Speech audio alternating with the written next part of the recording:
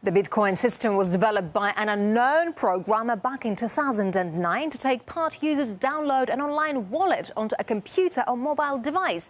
They then get an address for this wallet from which they transfer Bitcoins to the wallet of another user, actually for free, and usually for free and without the supervision of any banks. The whole transfer process is encrypted to prevent the money from being stolen. The currency can then be exchanged into hard cash or used in a growing number of stores that accept them to buy goods and services. The total number of coins that can ever be created is limited by the original program design to 21 million. And now Amir Taki, a Bitcoin software developer, is with us right now, live from London. Amir Taki, thank you very much indeed for your time, for being with us here.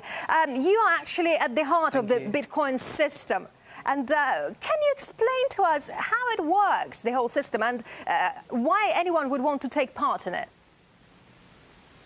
Yeah, well, I can't explain it in like under a minute, but the basic gist of it is that there's this network of people worldwide, and any person that joins to the Bitcoin network is responsible for upholding it. The Bitcoin is actually a form of money, like the dollar, euros or pounds, but it's virtual currency in the internet. It's a type of currency which is not overseen by central banks or governments or states, and there's no restrictions on how you can use it. You can send it to anyone, anywhere in the world. Like a person can download the Bitcoin software, get set up with it in 5 minutes, and start accepting payments from Iran or North Korea. It's proper free trade, not the fake kind where you need to register corporations or special companies and then you're shut out of the market because of regulations.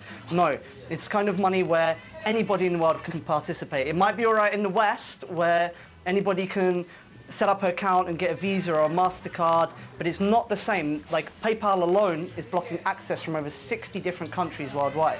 Bitcoin doesn't have any of these restrictions or limitations. And the payment system is used as a political tool to shut down speech on the internet. And that's why the Bitcoin is so important. Yeah, probably it is. But still, to many people, like me, for example, the whole system, the whole Bitcoin idea seems to be very complex. How do we know that it's safe? How can we trust it? Actually, the Bitcoin system, I think, is a really simple system because it's based off this concept of open source. So I can download the source code for Bitcoin and you can read through it. And you know, like how someone can speak French or Spanish or English, I can read source code and I can read the source code and see that it does exactly what it says it does.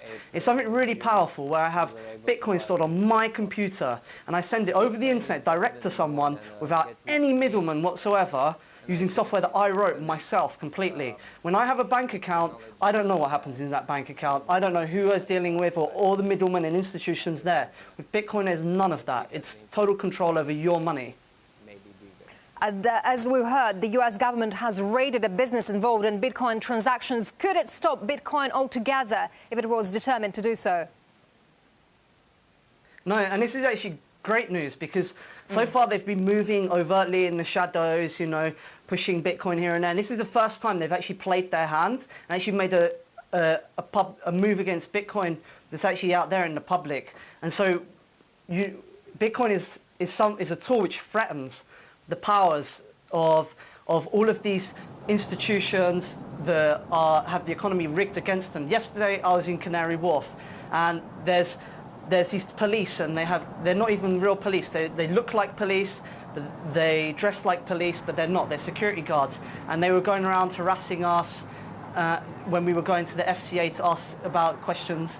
And it's like, the whole thing is that they will make moves against Bitcoin and because it does threaten this power that they have, this monopoly they have over the economy. But Bitcoin is a tool which, if done right, it can't be censored. You can't stop people like doing trade with each other. It's a proper tool for free trade. I've been saying for a long time that we need to build Bitcoin in the underground market, and things like this that have just happened in the US prove this is true.